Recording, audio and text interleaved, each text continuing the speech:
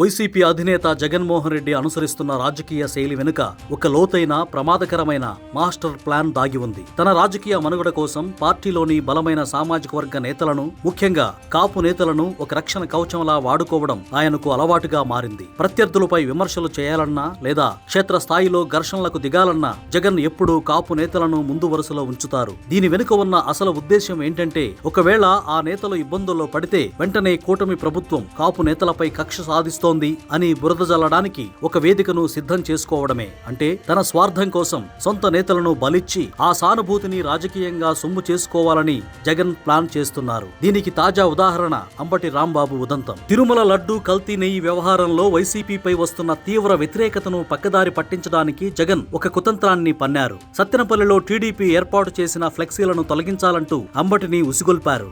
అసలు ఫ్లెక్సీలు తొలగించాల్సిన బాధ్యత మున్సిపల్ అధికారులది లేదా పోలీసులది. కానీ జగన్ ఆదేశాల మేరకు అతి ఉత్సాహంతో రంగంలోకి దిగిన అంబటి రాంబాబు అక్కడ జరిగిన వివాదం కారణంగా ఈ రోజు జైలు శిక్షను అనుభవించాల్సి వస్తోంది. అంబటిని ఈ విధంగా వివాదంలోకి నెట్టడం ద్వారా ఆయన జైలుకు వెళ్లగానే కూటమి ప్రభుత్వం కాపుల మీద దాడి చేస్తోంది అని ప్రచారం చేయడానికి జగన్ కు ఒక అవకాశం దొరికింది. ఒక నాయకుడి రాజకీయ భవిష్యత్తు నాశనమైనా పర్వాలేదు, తన రాజకీయ లబ్ధి నెరవేరాలన్నదే జగన్ వ్యూహం. సీనియర్ నేత బొత్స సత్యనారాయణ పరిస్థితి కూడా ఇందుకు భిన్నంగా ఏమీ లేదు. హెరిటేజ్ సంస్థపై నిరాధారమైన ఆరోపణలు చేయించడం ద్వారా బొత్సను న్యాయపరమైన చిక్కుల్లోకి నెట్టేశారు జగన్. లడ్డు వివాదం హెరిటేజ్ సంస్థను ఎలాగైనా ఇరికించాలని అందుకోసం బొత్సతో అబద్ధాలు ఆడించారు. ఫలితంగా హెరిటేజ్ సంస్థ బొత్సకు లీగల్ నోటీసులు పంపింది. ఒకవేళ బొత్సపై చట్టపరమైన చర్యలు తీవ్రమైతే దాన్ని కూడా సీనియర్ కాపు నేతపై ప్రభుత్వం వేధింపులు అని చిత్రీకరించడానికి జగన్ సిద్ధంగా ఉన్నారు. తన ప్యాలెస్ రాజకీయాల కోసం బొత్స వంటి అనుభవం ఉన్న నేతను కూడా